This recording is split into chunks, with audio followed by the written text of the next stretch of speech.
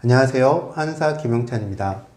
저는 진료를 하면서 어떤 특정한 치료법 그리고 운동법 이런 것과 함께 환자들의 일상생활을 잘 관리하는 것을 중요하게 생각하고 환자들과 함께 하고 있습니다.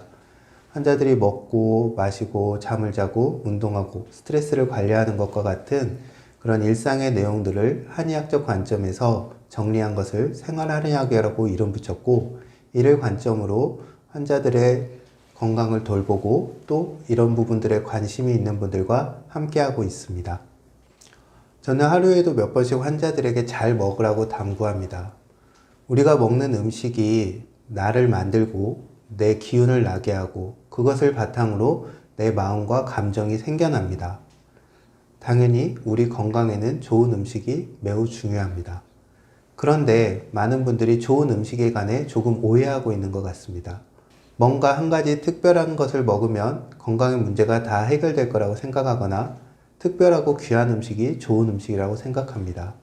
하지만 저는 그런 것은 이벤트와 같다고 생각합니다. 우리가 일상에서 먹는 평범한 음식들이 우리의 건강에는 훨씬 더 중요합니다. 내 밥상에 매일 오르는 음식, 평범한 음식이 좋은 식재료로 만든 건강한 음식일 때 우리는 건강할 수 있습니다. 저는 요즘 우리나라의 음식을 보면서 조금 허전함을 느낍니다.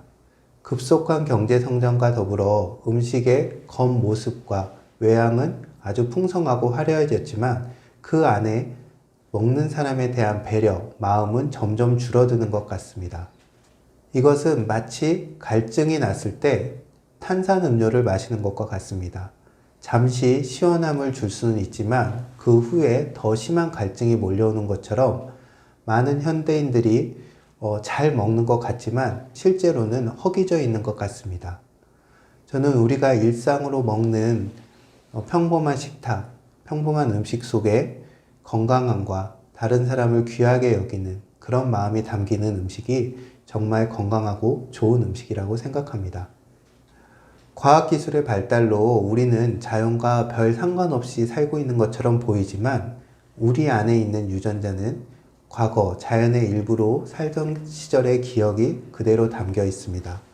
휴일이나 휴가철이 되면 사람들이 자연으로 나가는 것은 이런 숨겨진 본능 때문인지도 모릅니다. 구석기 시대의 식단에서 현대인의 건강에 대한 어떤 해답을 찾으려고 하는 노력도 저는 이런 관점에서 보고 있습니다. 생각해보면 구석기 시대의 식단은 모두 제철 음식이었을 것입니다. 우리는 가공식품이나 정제된 음식을 먹어서 건강할 수 있도록 진화하지 않았습니다. 정제된 식품이나 가공식품을 먹는다는 것은 어떤 음식의 관점에서 보면 아주 부자연스러운 일입니다. 또한 제철이 아닌 다른 철의 인위적인 환경에서 인공적으로 자란 음식 또한 자연스럽지 않습니다. 현대인의 많은 병이 내 안에 있는 자연스러움을 잃는 데서부터 시작됩니다. 제철 음식을 먹는다는 것은 이렇게 잃어버린 내 안의 자연스러움을 회복하는 일이라고 생각합니다. 우리는 100세 시대를 이야기하지만 정말 우리가 100세를 살 준비가 되어 있는가에 대해서는 상당히 의문스럽습니다. 특히 우리나라의 경우 빠른 속도로 초고령사회에 접어들었습니다. 노화에 따른 건강의 문제는 개인뿐만 아니라 우리 사회의 문제로 해결돼야 될 숙제라고 할 수 있습니다. 생애 주기로 봤을 때 30대까지는 어느 정도 수준을 유지하지만 40대가 되면 개인차는 있지만 서서히 신체 기능들이 내리막길에 접어듭니다.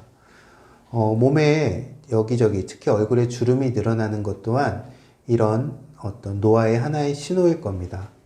그리고 이러한 노화는 생애 주기로 봤을 때 피할 수 없는 현상입니다. 노화를 피할 수는 없겠지만 그 속도를 늦추고 건강 수명을 늘릴 수는 있습니다. 건강한 음식을 먹는 것, 좋은 호흡을 하는 것, 그리고 항중력의 힘을 키울 수 있는 운동을 하는 것을 저는 그 방법으로 제시합니다. 우리는 직립하는 존재로 진화했기 때문에 잘 서고 걷고 달릴 수 있을 때 우리 몸의 모든 기능들이 원활하게 작동합니다. 그리고 이런 기능들의 기본이 되는 것은 바로 두 다리로 중력을 이기고 서는 힘을 키우는 것입니다. 주름살이 내가 평소 지은 표정과 중력에 의해서 피부가 처지는 걸로 인해서 발생한다는 감안하면 이렇게 항중력의 힘을 키우는 것, 그리고 좋은 음식을 먹고 좋은 호흡을 하는 것은 주름살은 물론 노화를 방지하는 데도 도움이 될 것입니다. 우리말에 서면 앉고 싶고 앉으면 눕고 싶다는 말이 있습니다. 이것은 편해지고 싶은 욕망은 어쩌면 우리의 본성일지도 모른다는 표현일 것입니다. 음식에 있어서도 이런 현상은 마찬가지입니다. 코로나 시대를 거치면서 늘어났던 밀키트와 배달 음식이 지금도 줄지 않는 것을 보면 편한 맛에 길들여진 우리 몸과 마음을 새롭게 한다는 것은 여간 어려운 일이 아닌 것 같습니다.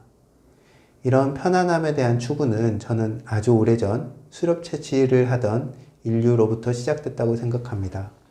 생존에 필요한 식량을 구하기 위해 많은 에너지와 시간을 쓰고 위험을 감수했는데 어느 날 갑자기 동굴 앞에 먹을거리가 떡하니 놓여 있으면 그날은 정말 행복했을 것입니다.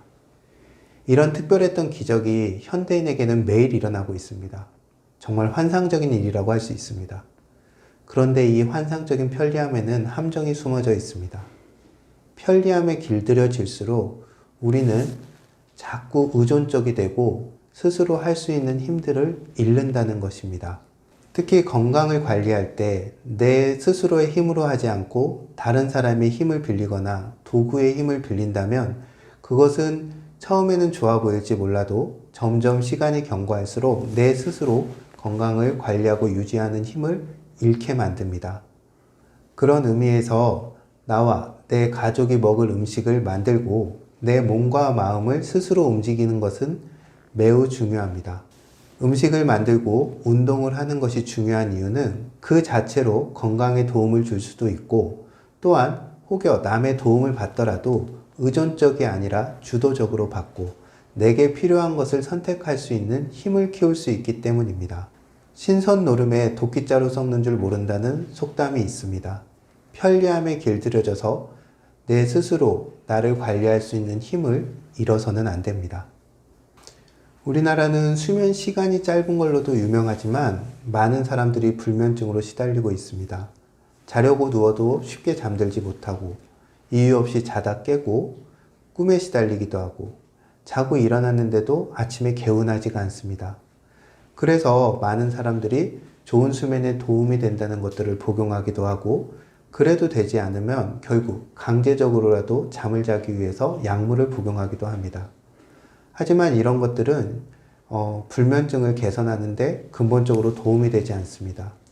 사람마다 불면증의 이유가 다 다르고 또한 내가 잠을 이루지 못하는 이유가 개선되지 않았기 때문입니다. 그런데 많은 불면증 환자분들이 놓치는 것이 있습니다. 바로 잠을 자는 것은 특별히 뭔가 노력을 해서 되는 것이 아니라 아주 자연스러운 것이라는 것입니다. 내가 건강하고 균형 잡힌 몸과 마음의 상태를 갖고 있다면 잠은 때가 되면 자연스럽게 저절로 오는 것입니다. 따라서 억지로 잠을 자려고 노력하기보다는 내 몸과 마음에 어떤 문제와 불균형이 있는가를 찾아서 그것을 해결해야 합니다. 낮 동안 피곤하고 까칠하고 예민한 것이 그 이유가 밤의 수면에 있는 것처럼 밤에 잠을 잘 자지 못하는 것은 낮에 내 몸과 마음의 활동에 원인이 있는 경우가 많습니다.